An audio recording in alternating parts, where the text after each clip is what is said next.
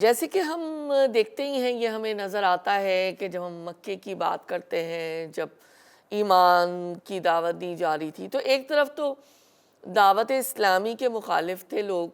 جو سرداران مکہ تھے، قریش تھے، جن کی تجارتیں چمک رہی تھیں، جن کو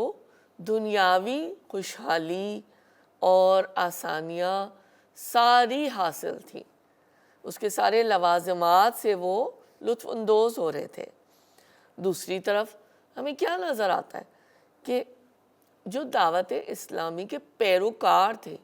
یعنی جو عمل کر رہے تھے، جو دعوت دین اسلام کو آگے پھیلا رہے تھے، پہنچا رہے تھے، رسول اکرم صلی اللہ علیہ وآلہ وسلم کے ساتھیوں میں سے تھے، ان کے اصحاب، وہ اکثر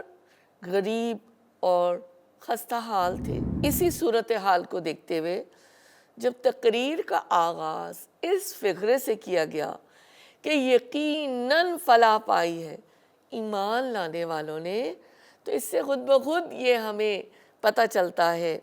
کہ تمہارا معیار فلاح ہے، خسران غلط ہے۔ تو تم اپنی اس عارضی اور محدود خوشحالی کو فلاح سمجھ رہے ہو، وہ دراصل فلاح نہیں،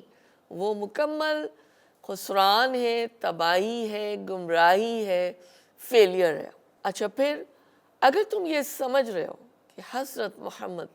صلی اللہ علیہ وآلہ وسلم کے ماننے والے جو ہیں وہ ناکام ہیں، نامراد ہیں، دراصل